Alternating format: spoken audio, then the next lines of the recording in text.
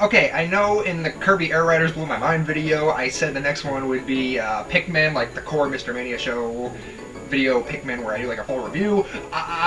Something I forgot about, though, is the release of Metroid Prime 4 Beyond. And, you know, it's the new game. I figured I'd give my 2 cents on it, a little first impressions, but then I ended up beating it last night, so I guess technically it is still my first impressions. You know, the game's only been out for like a day or two at the time of this recording, and if you're sitting there wondering, how did he already beat this game?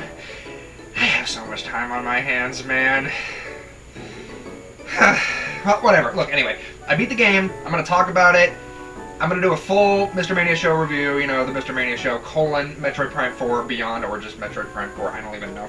Just like Kirby Air Riders, but I figured I'd do another completely unscripted, just random rambling session where I try to talk about things that I thought of during the game. No spoilers, because like Kirby, there is like Kirby with the single player stuff. There is spoilers. I'm gonna save that for the review, and don't worry, I'll make sure to put a segment like, hey, this is where we get to the spoiler part. But yeah, anyway. So, Metroid Prime 4 Beyond, if you don't know and you haven't seen it online, there is so much discourse about this game, and ripping the Band-Aid off, I do think it's a bit overblown. There are points I do agree with, like I'm gonna get this out of the way right now. The desert, oh my god, it sucks so much ass. The desert is so dumb, and by proxy, the bike. The bike is only there to traverse the desert. Like, that's it. So, the biking concept is cool, but I don't know, man. Like, the desert, it's so big, it's so open, there's barely anything to do in it. If there was more stuff, like more landmarks, more things to do in the desert that justified it, I'd understand it a little more, but there's literally nothing outside of a few shrines with some upgrades where you need certain other upgrades to progress.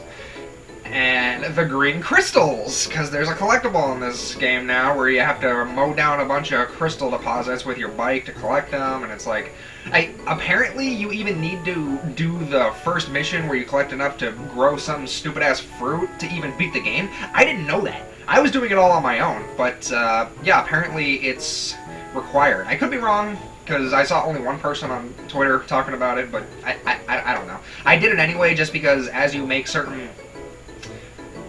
certain points of collecting green crystals, you do actually get upgrades like, oh, now your shots fire faster, now your psychic shot fires faster, and, oh, that's another thing, the psychic abilities. There's nothing. I got nothing. You got the psychic shot, which you can control. That's cool. You can use your psychic powers to open a door. That's something. You literally just hold down the button and move the stick to make the little pedestal thing on the door move down. That's how you unlock it. The psychic abilities, there's no point to them outside of those. Like everything else in this game, they just add psychic to it. Like the space boots that give you the double jump, now they're the psychic boots. The morph ball bombs, now they're psychic bombs. It's literally just slapping the word psychic on almost all of Samus's original power-ups. I don't know. I feel like that's something they hyped up, like that was one of the big gimmicks of Prime 4, the psychic abilities. It was really just slapping the word psychic on a bunch of Samus's existing power-ups. I am honestly incredibly disappointed by that. What else?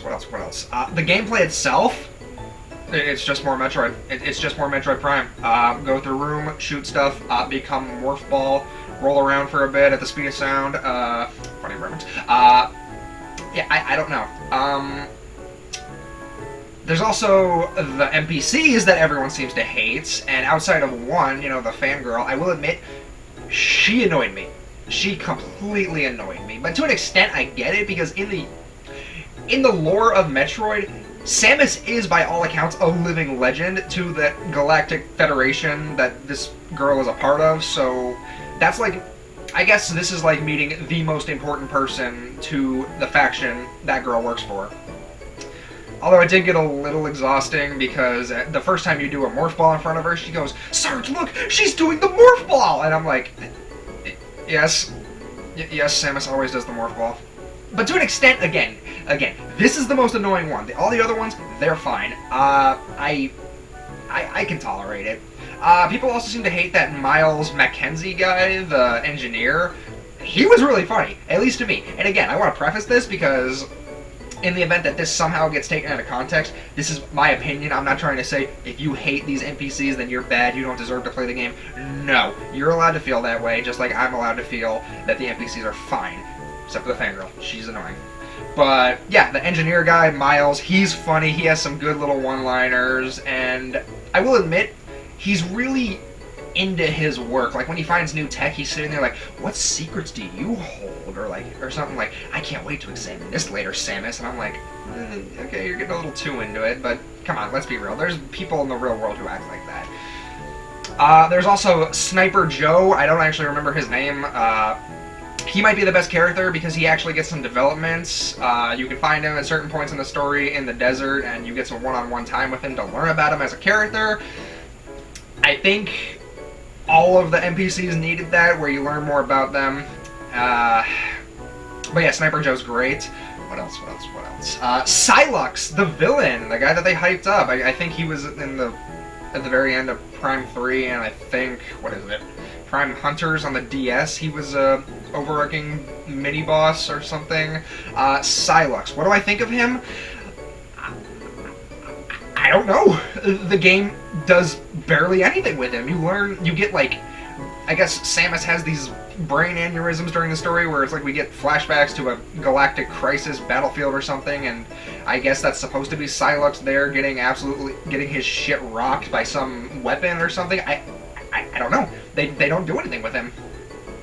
And on top of that, he only shows up like twice in the story. That we don't get any cutscenes of him watching Samus's progress, being like, "Grr, that's Samus. She's progressing too quickly. I need to impede her progress, or I want to kill her." No, none of that. He shows up as a mini boss like twice, which is disappointing because there are 5 main worlds, and obviously Fury Green, the tutorial area. It makes sense if he wasn't there, but like, I think if they had made it so you fight him once in each world and he has like a new moveset or like some new attack where it's a proper challenge because you get your power-ups, and Psylocke is also constantly improving, so you're constantly fighting him before you make it to the final boss. I think that would have done wonders for him, because as of now, all I can say about Psylocke is that visually he looks badass, but I don't know, man. Like, the story is kind of all over the place. I'm gonna be honest, I think I'm kind of disappointed by this game. And again, I want to preface this because this game has its attackers and defenders. The game is okay. It's not a great game, it's not even a good game, but it's not an awful game. It is an okay game. Would I recommend this to just literally anyone who owns a Switch 2? Probably not, but if you like Metroid, if you've played any of the Metroid Prime games, if you're like me and only played Prime 1 before this because Nintendo won't get off their asses and put Prime 2 and 3 on the Switch, which is a topic for another day, I'm still annoyed about that, then it's fine. Like, I literally only played Metroid Prime, the first Metroid Prime and Metroid Dread. Those were my entry points to the Metroid series, so Prime 4 is fine. If you've played the full Prime series and you have grievances with Prime 4, then by all means let me know, because I am missing so much context with Prime 2 and 3. I know Nintendo did the whole, oh, well, it's the start of a new story. You don't have to play Prime 2 and 3, which is probably why they haven't put Prime 2 and 3 on Switch, but I digress. Yeah, it's okay. It's perfectly okay. There's the amiibo issue where I think it's a $30 Samus amiibo. People think it's the Samus on the bike amiibo. Apparently it's just the regular Samus one that gives the music on the bike.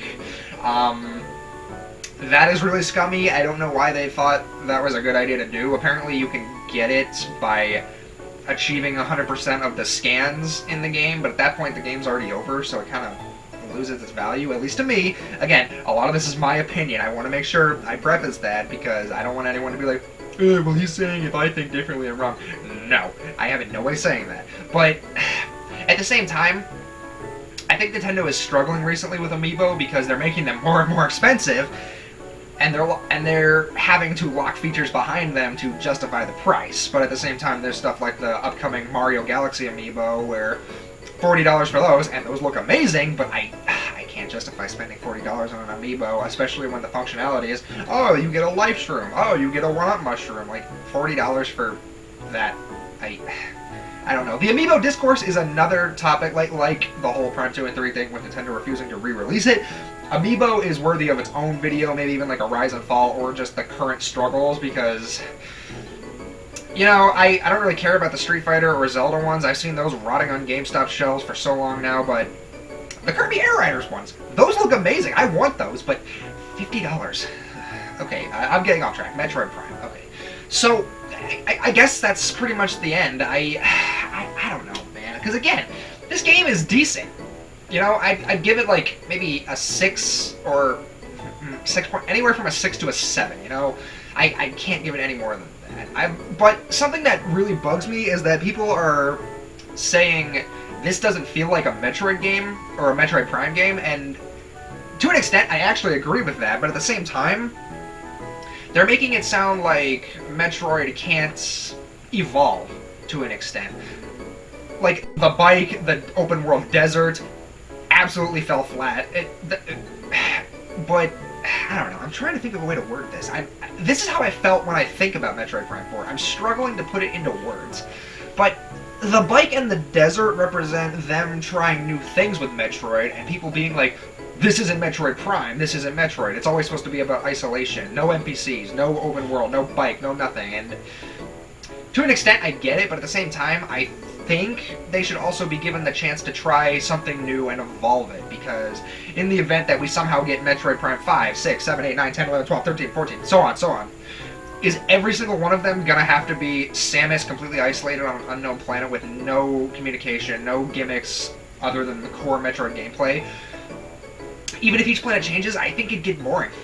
So it's weird, because like at the same, like again, the bike, the desert suck so bad, but at the same time, I can applaud them for trying something new. I just hope that if they try something else new in Metroid Prime 5, you know, in the year 2058, because let's be real, we're probably never going to get another Metroid Prime game at this rate. I just hope that if they try something new, it doesn't suck total ass. But, yeah, that's my initial thoughts of Metroid Prime. Again, I beat the game already, so I may start writing the review right away. I don't know. I might need to take more time to think. I know I already said it, but I'm just struggling to think of how to word my opinions on this game. Like, I wasn't expecting this to be the game this year that I was the most conflicted on. And I'm gonna be honest, like, I might even prefer games like SpongeBob Titans of the Tide to Metroid Prime 4. Like, there's a lot of good, and there's good in both games, but there's just more good in the SpongeBob game. I was not expecting, on my personal opinion list, to see Samus get curb stomped by SpongeBob and Patrick, but here we are. I guess also expect a Mr. Mania Show episode on SpongeBob Titans of the Tide soon. And maybe I'll do a thing at the end of the year where I compile every new game, because I did pick up some older retro games, but new games released in 2025, and do like a ranking list. I can't guarantee that Metroid Prime 4 won't be at the bottom of said list, but I don't know. I think I just need to take more time. But at the same time, I'm even conflicted about going back in and going for 100% or even doing a new playthrough. Like, I'm not even sure I want to play this game again. And I'm trying so hard to not sound negative, because after saying that, you're probably thinking, wow, he hates this game, but there's good here, but at the same time, something about this game, it just, I don't know, man. I don't know. Maybe, I don't know what to title this video. Maybe I'll call it, I want to talk about Metroid Prime 4, or something like, I am extremely conflicted about Metroid Prime 4.